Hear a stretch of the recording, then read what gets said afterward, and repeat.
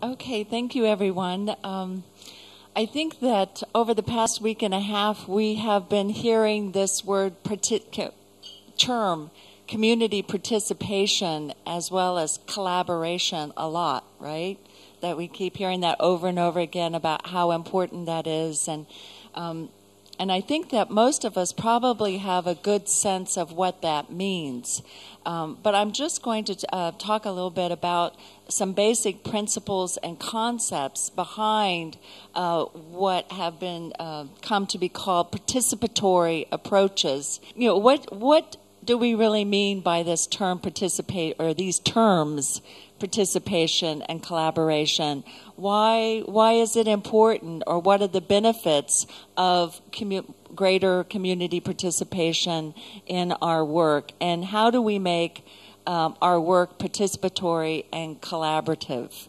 So those are the main questions that I will be focusing on. And there are lots of definitions of participation out there. Just like the other day we were talking about, there are lots of definitions or understandings of the term indigenous. But I've been using this very simple term that was promoted by the World Bank Participatory Learning Group. Participation is a process. Again, we keep emphasizing process through which stakeholders influence and share control over development initiatives and the decisions and resources that affect them.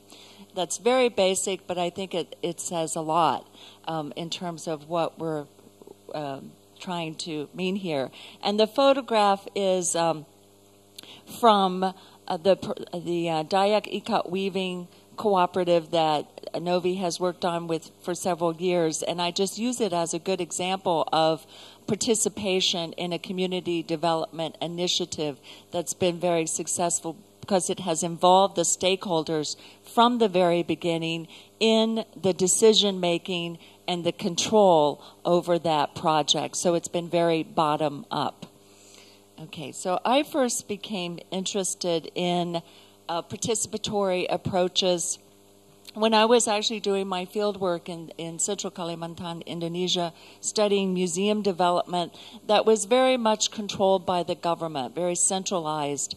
And after several years of observing projects and initiatives, mostly state government-run museums, I saw that there was very little room for community participation in the actual operations of the museum, and that it was very top-down. And this made the museum not only an alien institution, something that had been brought in from outside and imposed on the local people, but it also, because they weren't really involved, it didn't mean much to the local people, and they really weren't that concerned about its survival. So if there wasn't government officials there or other outside people to keep it going, and I did witness this for the museum that I studied. I went back several years later, and it was basically dead. You know, after the Indonesian government changed and there was no longer centralized control. So it became very obvious to me that you have to have this community involvement for museums to be relevant, for them to have meaning and purpose, and for them to be sustainable in the long run. So I then became involved with this project called the Kayan Mentarang People's Museum Development Program. That was sponsored by the World Wildlife Fund. Do most of you know what the World Wildlife Fund is? You know the panda, right? Probably one of the most successful logos ever.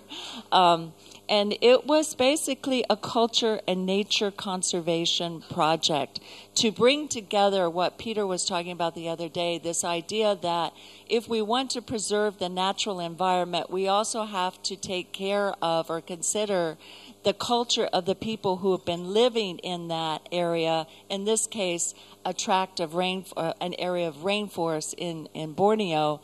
People have been living there in a relatively sustainable way for thousands of years.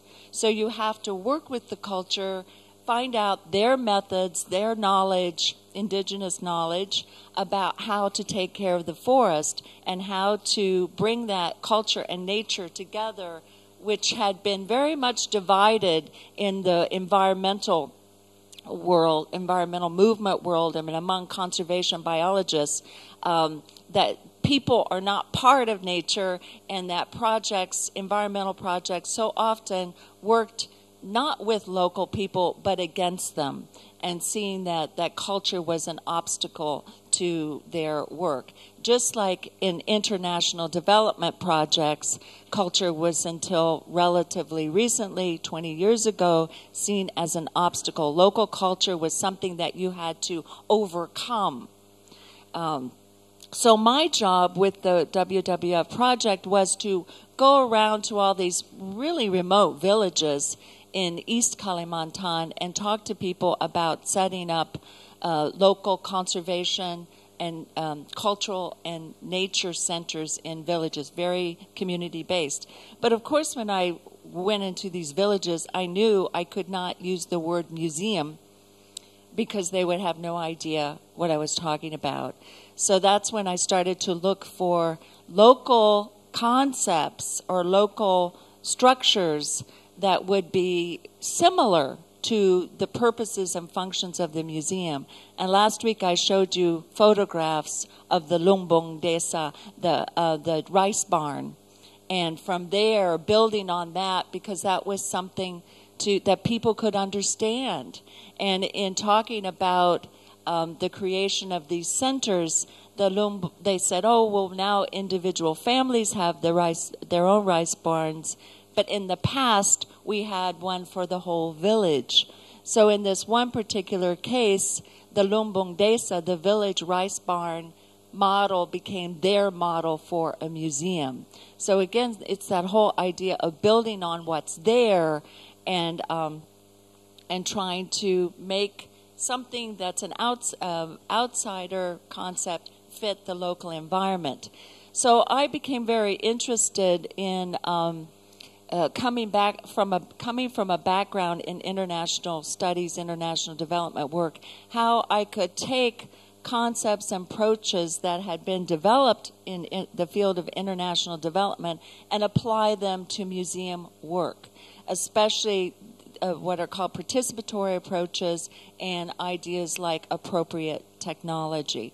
So that's where I've came up as an inspiration from these concepts from international development, then helped me develop my ideas about local curation or indigenous curation and appropriate museology. So participatory approaches to development really started to become popular in the 1970s after at least 2 decades of development work, and seeing how so many projects were failing because they were, again, imposed from the outside, initiated by experts, and were not really taking local cultural conditions into consideration, doing things that were not appropriately, culturally appropriate to a particular context in terms of technology, values, beliefs, religion.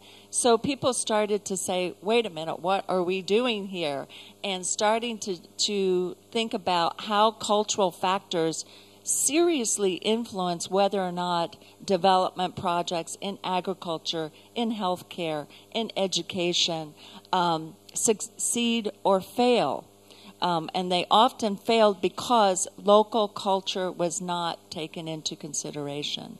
So now we're trying to get better at that and not impose Western technology or just like take one thing from one context and put it in another and expect it to work. So it's seen as a way of empowering people to take control of their own development and making, like I said, these alien institutions like a museum and museological practices, and make them more compatible or fitting or appropriate to a local context. And then again, build on people's knowledge, what they know how to do already, their own skills, their own resources of the local people.